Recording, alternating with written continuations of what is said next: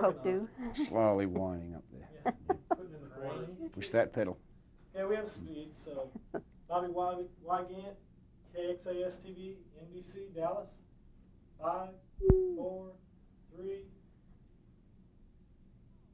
Well, Paul, let me welcome you to Dallas. Thank you, Bobbie. Glad to be here. Have you ever been in Texas I've been to Dallas before, about 4 years ago. promoting a film? Yeah. Yes. I think I remember that incident because I was off someplace else. We passed.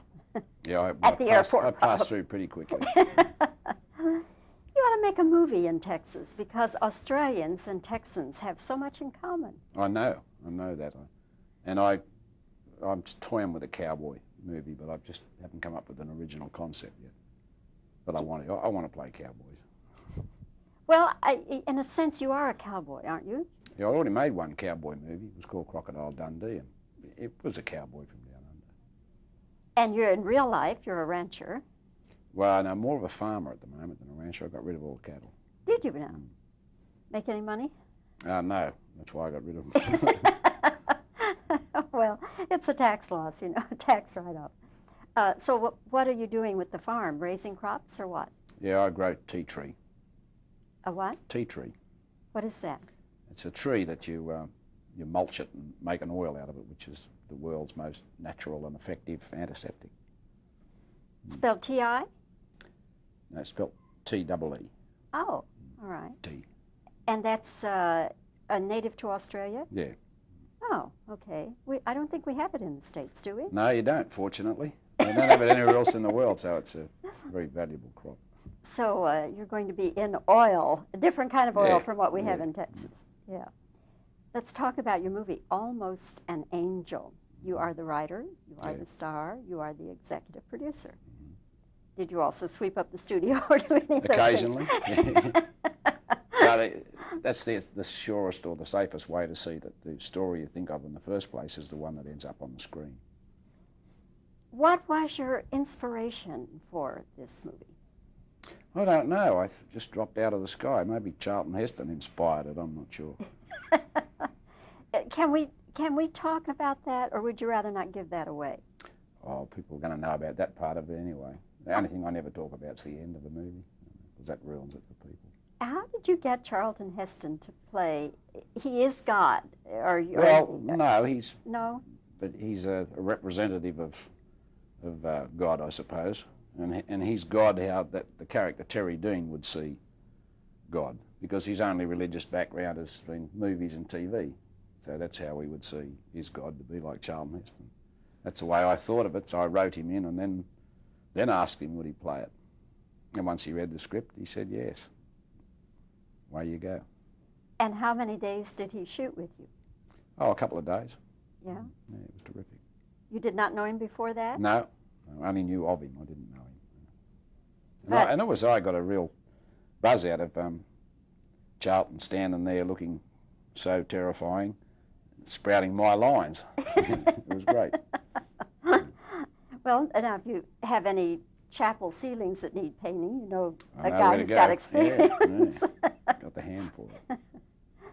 Is this character now going to recur? Will we see him in No. a few? No. No, It's a one-time only. it's a one-time only. It doesn't make sense for it to.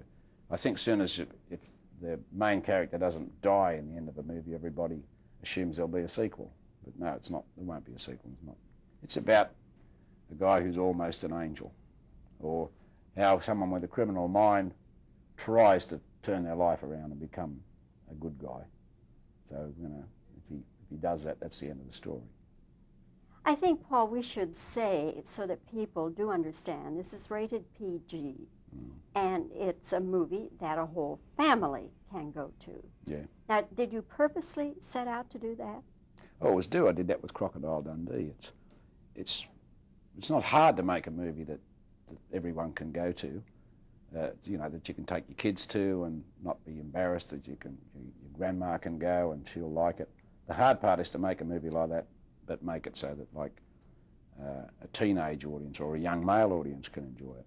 That's the tricky part, and that's what I try to do. So otherwise, you're making them, a trip to Bountiful or one of those sort of, or Bambi. I don't want to make Bambi. I want to make an audience. I want an audience in there that can get an impression out of a film too. When you did Crocodile Dundee, did you say that there would not be a sequel at the time, or did you just not talk about it? No, it's as soon as two. I sort of thought about two when I did one, because one to me was almost incomplete. It should have been 1 3-hour film, because it went from the outback Australia to New York and stopped there. It shouldn't have had to go back the full circle. So I made two, and I said when I made two, and I'm saying now there won't be a 3, because that story's finished. There will not be a 3? No, I keep reading about getting ridiculous offers to make 3, but I don't get pressured, and I don't want to, and there won't be a 3, because he's retired, he's in the bush, and quite happy about it. He's not James Bond, he's not going to go around the world solving crimes or something. But Paul, that says something about you. Most people in your position, sooner or later, cave in because they up the ante to where you can't afford to say no. So that says that you don't care about that much about the money? No, I made money out of the first one. From then on, I could do what I wanted to do. And I didn't get into the business in the first place to make money. It's I like to tell stories and entertain people. And if you do that and you're good at it, you make money anyway. But it's there's not much difference between 10 million and 20 million. It's a lot of money. But the first Croc made, what, 600 million worldwide? No, the two of them grossed 600 million around the world, but I mean, I don't get much of that. But I get enough so that I can do whatever I want to do instead of having to make Croc 3 or Die Hard 7 or someone else's movie. You know, when I came here today, when I left the station, they all said, watch out for his knife. No, I don't carry that. Do you get that a lot? People wonder about or ask about the knife? Oh, yeah. Yeah, there was a morbid fascination with the knife, but if you watch the movies, he didn't really stick it in anybody. That was the nice part. It was a... Stuck it in a crocodile, but he didn't stick it in people. It's still a wonderful and the funniest prop I think I've ever seen. Yeah, it's a strange prop to get laughs with. Paul, thanks so much for coming to Dallas. It's really wonderful to see you and talk with you, and I do hope that you have great success with Almost an Angel, because here again, it's a movie the whole family can see, and there aren't enough of those. So True. we thank you for that. Thank you. Very nice, thanks. I've been to Australia and Oh. just loved it. And in Australia, it seemed to me as soon as you